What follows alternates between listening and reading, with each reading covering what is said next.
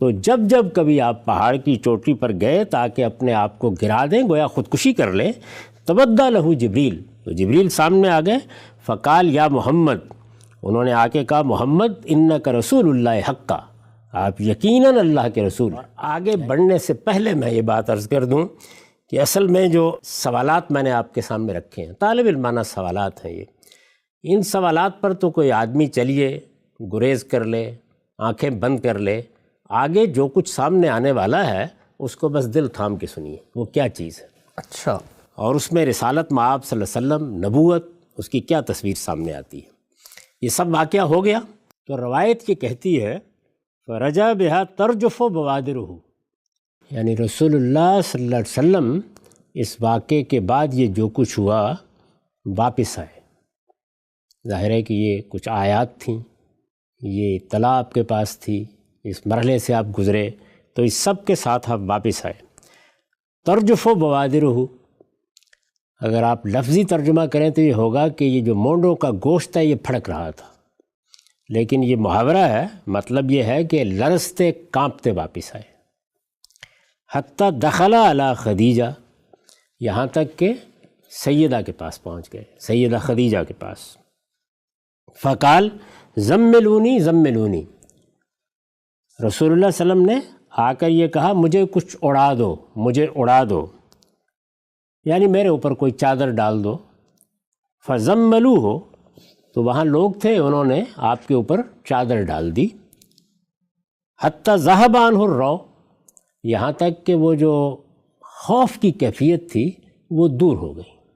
فقال یا خدیجہ، اس کے بعد جب کچھ سنبھلے تو یہ کہا کہ خدیجہ مالیہ، یہ کیا ہوا میرے ساتھ، کیا حادثہ ہو گیا ہے۔ وہ اخبرہ الخبر، اور ان کو یہ پوری بات سنائی۔ وقال قد خشیت علی نفسی، اور اس میں یہ بھی فرمایا کہ مجھے تو اپنی جان کا خوف لاحق ہو گیا ہے۔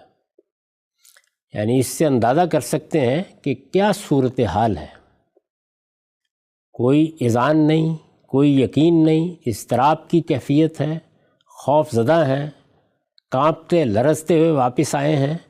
اور اب بھی یہ معلوم ہوتا ہے کہ یہ نہیں کہ جبریل سے ملاقات ہوئی ہے، اللہ تعالیٰ نے انتخاب کر لیا ہے، مجھ پر اس طرح وحی کی گئی ہے، یہ معلوم ہوتا ہے کہ کوئی حادثہ ہو گیا ہے جس کی اطلاع اپنے گھر والوں کو دے رہے ہیں۔ قد خشیت علی نفسی، مجھے تو اپنی جان کا خوف لاحق ہے۔ فقالت لہو، اس کے جواب میں سیدہ نے کہا کلا ابشر، ہرگز نہیں، آپ خوش ہو جائیں۔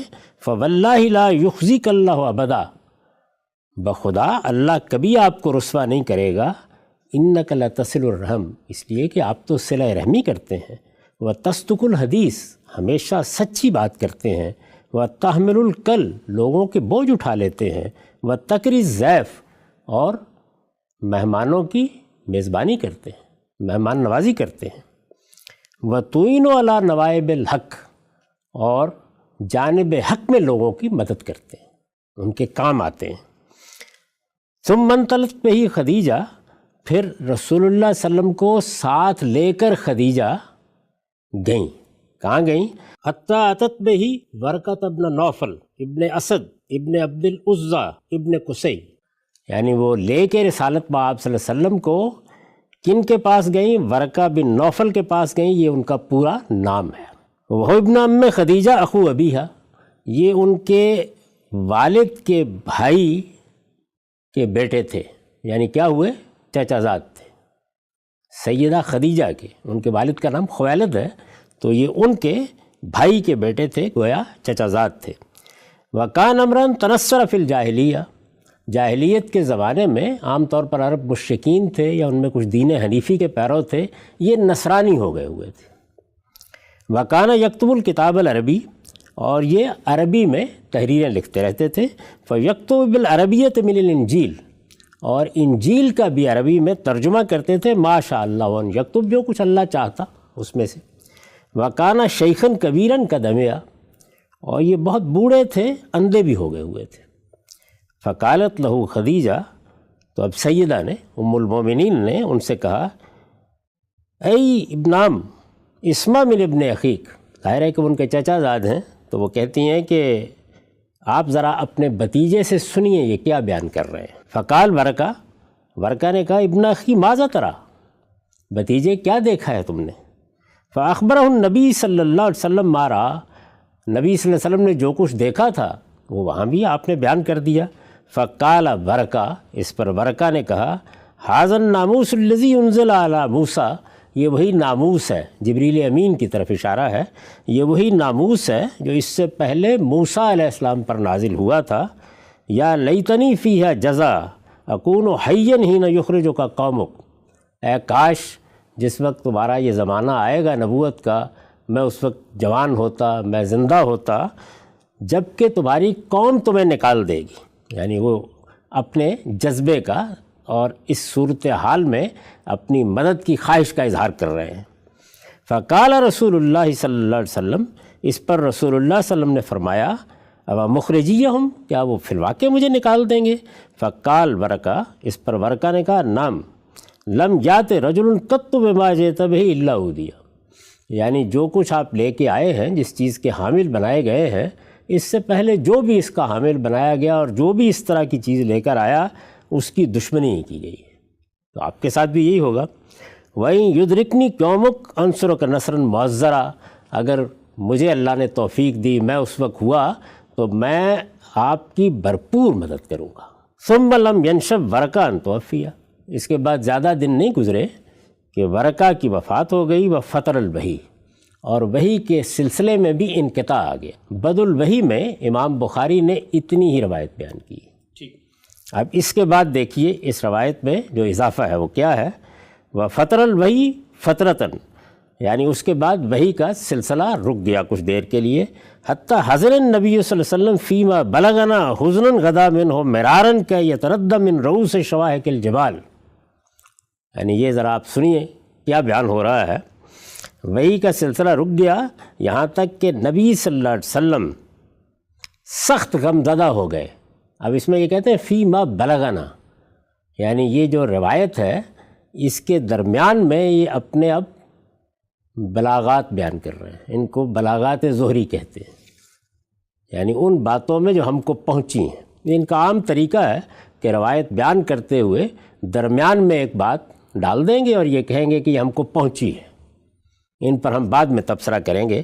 تو یہ انہوں نے اس حیثیت سے بات بیان کر دی، یعنی یہ کہا کہ فیما بلغنا، یعنی ان چیزوں میں جو اس باب میں ہم تک پہنچی ہیں، جو باتیں ہم نے اس میں سنی ہیں، ان میں ایک چیز یہ بھی ہے کہ نبی صلی اللہ علیہ وسلم سخت غمزدہ ہو گئے، حزناً غدا منہ مرارن، ایسے غمزدہ کہ بارہا یہ ہوا کہ گئے کہ جا کر پہاڑوں کی چوٹیوں سے اپنے آپ کو گرا دیں۔ یہ ذہن میں رہے کہ یہاں کوئی انقطاع نہیں ہوا، یہ وہی روایت چلی آ رہی ہے، یہ کوئی تعلیق نہیں ہے، یہ الگ سے کوئی چیز نہیں ہے، روایت اسی طرح جاری ہے، اس کے درمیان میں یہ آ گیا ہے۔ اس روایت کا رقم ہے 6982، یہ کتاب التعبیر ہے اور یہ باب ہے اول ما بدأ بہ رسول اللہ صلی اللہ علیہ وسلم من الوحی الرؤیا الصالحہ، ہر شخص اس کو دیکھ سکتا ہے۔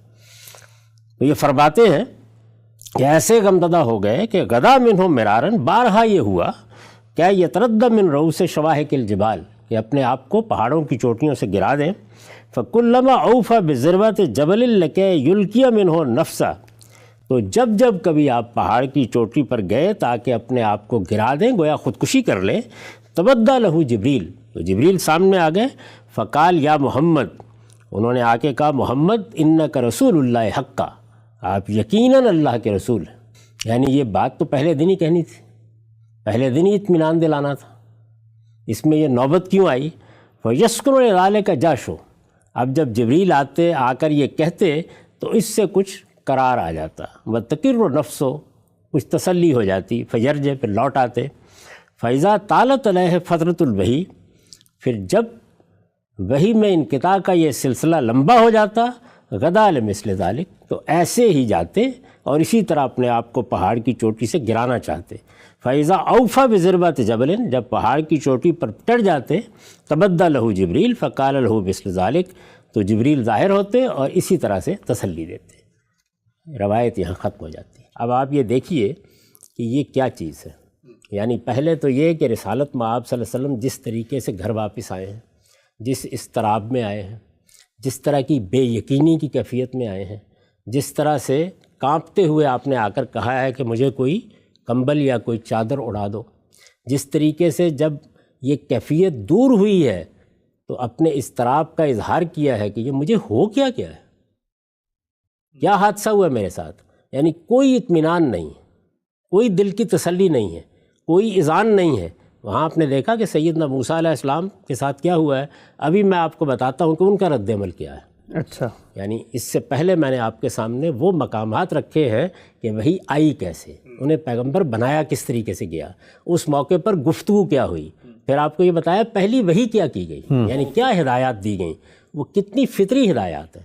توحید بتائی گئی ہے، قیامت کے آنے کی خبر دی گئی ہے، نماز کی تلقین کی گئی ہے، اللہ تعالیٰ کی بندگی یہی اصل میں سارا دین ہے، اس کی تعلیم دی گئی ہے۔ وہاں یہ دیکھیے کہ یہ ہے وہاں کا سارا منظر، اور یہ منظر کیا فی الواقع کوئی مطابقت اس کے ساتھ رکھتا ہے؟ یہ صورتحال ہے۔ اس کے بعد سیدہ خدیجہ اپنے ابن عم کے پاس لے کے جا رہی ہیں، یہ کہہ رہی ہے کہ یہ ذرا بھتیجے سے سنیے کہ ان کے ساتھ کیا معاملہ ہوا ہے۔ وہ تسلی دیتے ہیں، وہ بائبل کے عالم ہیں، انجیل لکھتے ہیں، عربی زبان سے واقف ہیں اور انجیل سے بھی واقف ہیں، چونکہ مسیح ہو چکے ہوئے ہیں، وہ اطمینان دلاتے ہیں کہ یہ وہی ناموس ہے، یہ وہی فرشتہ ہے جو اس سے پہلے سیدنا موسیٰ پر آ چکا ہے، اسی کا نزول تم پر بھی ہوا ہے۔ پھر اس کے بعد یہ کہتے ہیں کہ تمہاری قوم کے ساتھ کیا معاملہ ہوگا، لیکن یہ چیز بھی اطمینان نہیں دلاتی۔ اچھا، پھر اس کے بعد دلچسپ چیز یہ ہے کہ وحی کے وقفے آتے ہیں، کہ وحی آتی ہوگی، قرآن نازل ہوتا ہوگا، وہ سب کچھ کسی اطمینان کا باعث نہیں بنا۔ جیسے ہی وقفے آتے ہیں تو غم زدگی کیفیت طاری ہو جاتی ہے، اور اس کے بعد کسی پہاڑ کے اوپر جا کر چوٹی پہ جاتے ہیں اور اپنے آپ کو گرا لینا چاہتے ہیں۔ پھر یہ نہیں کہا گیا کہ یہ واقعہ ایک بار پیش آیا ہے، بلکہ بار بار ایسا ہی ہوتا ہے۔ فَكُلَّمَا، جب ایسا ہوتا جبریل آ کے تسلی دیتے، وقتی طور پر کچھ تسلی ہو جاتی ہے، اس کے بعد پھر وہی صورتحال پیدا ہو جاتی ہے۔ تو مجھے یہ بتائیے کہ یہ روایت جو شروع یہاں سے ہوئی کہ گویا کوئی چلہ ہے، کوئی مراقبہ ہے، غار حرام میں جانے کا سلسلہ شروع ہو گیا ہے، اس کے بعد مختلف مراحل سے گزرتی ہوئی یہ کس خاتمے تک پہنچی؟ تو یہ وہ سوالات ہیں جو قرآن مجید کی روشنی میں، عقل عام کی روشنی میں، پیغمبروں کی تاریخ کی روشنی میں، جو کچھ نبوت کا معاملہ ہم سمجھے ہیں الہامی صاحب سے، اس کی روشنی میں پیدا ہوتے ہیں۔ یہ طالب علمانہ سوالات ہیں۔ ابھی اگر ان میں کوئی بات پوچھنی ہے تو پوچھ لیجئے، پھر میں اس کے بعد آپ کو یہ بتاؤں گا کہ اب ذرا ان سوالات کے بعد خود روایت کی طرف آئیے کہ اس کی نوعیت کیا ہے، وہ روایت ہمیں ملی کیسے ہے، اس کی تاریخ کیا ہے، اور اس روایت کے مقابل میں کیا چیزیں ہمارے پاس موجود ہیں۔ ٹھیک، امام صاحب بہت ہی تفصیل سے آپ نے بتایا کہ طالب علمانہ سوالات جو روایت پر آپ کے ذہن میں اٹھتے ہیں آپ نے پیش کیا، قرآن مجید ہی کے مقامات کو سامنے رکھ کے روایت کی ابتدا ہوئی۔ آپ نے بتایا قرآن کیسے پیغمبری دیتا ہے، وہ اکتساب نہیں ہوتا، خدا کا انتخاب ہوتا ہے۔ جب پہلی وحی آتی ہے بندہ اس کو کیسے پرسیو کرتا ہے۔ ایک پہلو ابھی آپ نے کہا، میں بیان کرتا ہوں کہ موسیٰ علیہ السلام کو جب پہلی وحی کی گئی تو وہ قرآن مجید کا کیا مقام ہے، اس کے بعد ان کا کیا رویہ تھا، اور اس کا ذرا کمپیریزن آپ نے ساتھ آپ صلی اللہ علیہ وسلم سے منسوب جو رویہ یہاں پر سامنے آتا ہے اس سے کیجئے تو اندازہ ہوتا ہے۔ وہ بھی سن لیجئے۔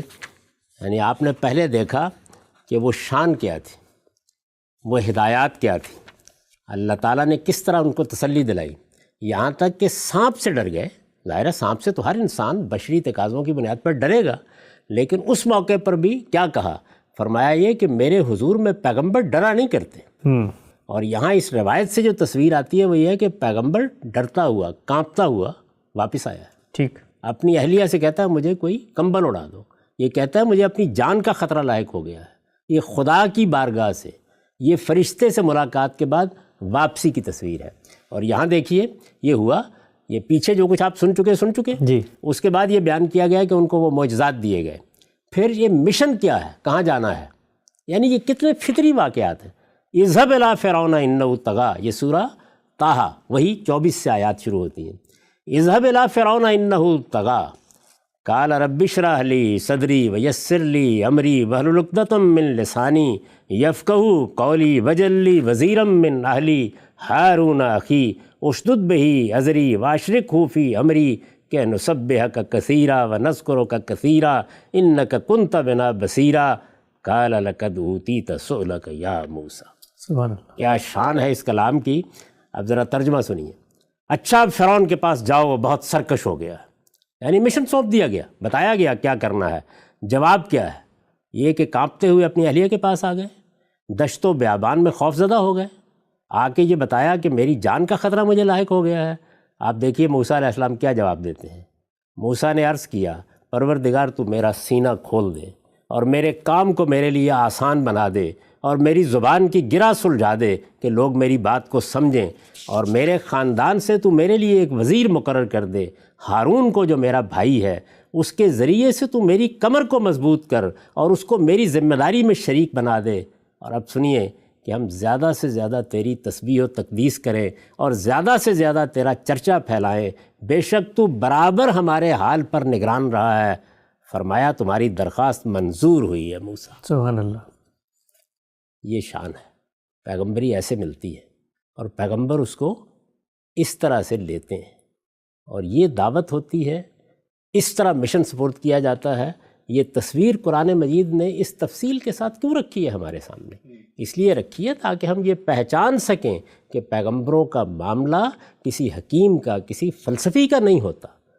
ان کے پس منظر میں کیا چیز ہوتی ہے، وہ کیسے اچانک اٹھتے ہیں، ان کے یہاں نشو و ارتقاء کے کوئی مراحل نہیں ہوتے، وہ اپنی سیرت اور کردار سے کس مقام پر فائز ہوتے ہیں. جب انہیں پیغمبری دی جاتی ہے تو وہ ان کے لیے کس طرح کا واقعہ ہے، ان کے لیے کیا فضا پیدا کی جاتی ہے، ان کا اذعان کیسا ہوتا ہے، ان کے یقین کی نوعیت کیا ہوتی ہے، انہیں پہلی وحی کیا کی جاتی ہے، کیا ہدایات دی جاتی ہیں، اور پھر یہ کہ وہ جواب میں کیا کہتے ہیں. سبحان اللہ. غانم صاحب، ہم اس مرحلے پر پہنچ چکے ہیں جہاں پر آپ نے روایت کی بنیاد پر جو سوالات اٹھائے. میں چاہتا ہوں، ہمارے پاس تھوڑا سا وقت یہاں پر ہے، روایت کے بارے میں جو خود سوال اٹھتے ہیں اس کو ہم انشاءاللہ تفصیل سے اگلی نشست میں زیر بحث لائیں گے، لیکن یہاں پر اسی بحث کو کا خلاصہ کرتے ہوئے میں آپ سے پوچھنا چاہتا ہوں کہ جو آپ نے ابھی آخر میں سیدنا موسیٰ علیہ السلام کا بتایا کہ جب اللہ نے ان کو مشن سونپ دیا تو سونپنے کے بعد جیسے وہ پرسیو کر رہے ہیں فوراً سے گویا اس مشن پہ کاربند ہو گئے اور اس مشن میں تائید اور نصرت کے لیے اللہ سے دعا کی. یہاں جو آپ نے روایت کے آخر میں پڑھا کہ سیدہ خدیجہ ان کو ورقہ بن نوفل کے پاس لے کے جاتی ہیں، اللہ تعالیٰ بنی اسماعیل میں ایک پیغمبر کی تاسیس کر رہے ہیں، ان میں لے کر آ رہے ہیں. یہ تصویر کی عجیب سی آپ کو لگتی ہے کہ یعنی بنی اسرائیل یا نصارہ جنہوں نے خدا کی شریعت کو چھوڑ دیے ان کے پاس تسلی کے لیے لے جایا جا رہا ہے. ہونا تو یہ چاہیے کہ رسالت محمد صلی اللہ علیہ وسلم اگر وہی پر کوئی اطمینان نہیں ہے تو جبریل سے پلٹ کے پوچھیں وہاں کیوں لے جا رہے ہیں؟ میرے بھائی یہ تو مکہ ہے، اپنے گھر میں ہے. اگر فرض کیجئے کہ ہرا میں بھی گئے ہیں تو وہ چند کلومیٹر کے فاصلے پر ہے. یہ تو راستے میں ہے، بیابان ہے. ذرا مدین سے فاصلہ دیکھیے کیا ہے. وادی مقدس طوا میں ہے نا. قرآن مجید نے بتایا ہے کہ کہاں نبوت دی جا رہی ہے. رات کا وقت ہے، سردی کا موسم ہے. اس میں تو خوف زدگی کے بہت امکانات موجود ہیں. اس سب کے باوصف یہ دیکھیں کہ سیدنا موسیٰ علیہ السلام کیا کر رہے ہیں، کیا جواب دے رہے ہیں. وہاں بھی اہلیہ موجود ہیں، پیچھے اہلیہ موجود ہیں، انہی کو چھوڑ کر گئے ہیں. انہی سے یہ کہہ کے جا رہے ہیں کہ میں دیکھتا ہوں مجھے یہاں آگ نظر آئی ہے، ہو سکتا ہے کوئی انگارہ مل جائے، اسے ہم تاپ سکیں گے. اس سے اندازہ ہو گیا نا کہ سخت سردی ہے، بیابان ہے، رات کا وقت ہے، اور یہ کہہ رہے ہیں کہ شاید کچھ لوگ وہاں موجود ہوں، ان سے کچھ رہنمائی مل جائے، ہم ان سے راستہ پوچھ سکیں. اس طرح کی صورتحال میں یعنی دشت و بیابان میں، تنہا رات میں یہ سب کچھ ہوتا ہے. اور آپ یہ دیکھیے کہ سانپ کو دیکھ کر ڈرتے ہیں تو اس وقت بھی اللہ تعالیٰ کیا کہتے ہیں؟ موسیٰ میرے حضور میں اللہ کے پیغمبر ڈرا نہیں کرتے. یہ کیا بات ہے؟ کیوں کہی گئی ہے؟ یہ بتایا گیا ہے کہ ایسا نہیں ہوتا کہ وہ خیال کرے کہ کوئی بھوت آ گیا ہے، کسی جن نے قبضہ کر لیا ہے، مجھے کچھ صورتیں دکھائی دینے لگ گئی ہیں، یہ کوئی ہاتف کی آواز ہے. یہ نہیں خیال ہوتا ان کو. وہ اس اذعان کے مقام پر کھڑے ہوتے ہیں کہ میں پیغمبر ہوں اور میں اللہ کے حضور میں کھڑا ہوں. اور اس کائنات کا پروردگار بھی یہ کہتا ہے کہ سانپ سے ڈر جانا اگرچہ کوئی ایسی چیز نہیں ہے، یعنی اس ماحول میں انہیں کوئی خوف محسوس نہیں ہوا، لیکن سانپ کو دیکھ کر وہ ڈر گئے. اس موقع پر یہ کہا کہ میرے حضور میں پیغمبر ڈرا نہیں کرتے. تو میں یہاں یہ پوچھنے کی جسارت کر سکتا ہوں کہ رسالت مآب صلی اللہ علیہ وسلم کس کے حضور سے آئے ہیں؟ جبریل امین، اللہ کے فرشتے، وہ وہی لے کے آ گئے ہیں. قرآن مجید کی آیات نازل ہو گئی ہیں. پھر یہ کہ وہ قرآن مجید کی جو آیات نازل ہوئی ہیں یہ اپنے خوف زدگی کا قصہ تو سنا رہے ہیں، وہ کیوں نہیں سنا رہے؟ وہ آیات کیوں نہیں سنا؟ اور یہ جو ناموس کی خبر دینے والے ہیں ورقہ بن نوفل، انہوں نے یہ کیوں نہیں پوچھا کہ تمہیں کیا بتایا گیا ہے, کیا وحی ہوئی ہے؟ یعنی قصہ تو سن لیا انہوں نے, وہاں پر ہونا چاہیے تھا نا وہ اس قرآن مجید کو سنتے, وہ یہ کہتے کہ کیا کلام ہے, اس کے بارے میں کوئی بات کہتے, وہ بھی کچھ نہیں. نہ رسالت مآب صلی اللہ علیہ وسلم سیدہ خدیجہ کو یہ بات بتا رہے ہیں, نہ اس کے بعد ورقہ بن نوفل یہ پوچھ رہے ہیں, اور پھر یہ کیا ہے خودکشی. یعنی اندازہ کریں ذرا تھوڑی دیر کے لیے. اب جب یہ حصہ سامنے لایا جاتا ہے تو کہا جاتا ہے کہ یہ زہری کے بلاغات ہیں. امام بخاری نے یہ تو بیان کر دیا نا کہ زہری یہ کہہ رہے ہیں, ابن شہاب زہری, کہ یہ باتیں ہم کو پہنچی ہیں, تو ظاہر ہے کہ اوپر تو انہوں نے اپنی سند بیان کر دی تھی. سوال یہ ہے کہ یہ جو باتیں ہیں ذرا دل تھام کے پہلے یہ بتائیے کہ جو شخص یہ باتیں بیان کرتا ہے, جو اس طرح کی باتیں یہ کہہ کے بیان کرتا ہے کہ یہ مجھ کو پہنچی ہیں, معلوم نہیں کہاں سے پہنچی ہیں, وہ اوپر جو کچھ بیان کر رہا ہے کیا وہ محض اس لیے قبول کر لیا جائے کہ وہ ایک سند سے بیان ہو گیا؟ بہت اہم سوال ہے. یعنی پہلا سوال یہ ہے کہ سند بھی تو وہی بتائے گا نا, وہی کہے گا کہ میں نے کہاں سے سنا ہے. یہ کیا ہے سب کچھ؟ ٹھیک خان صاحب, یہاں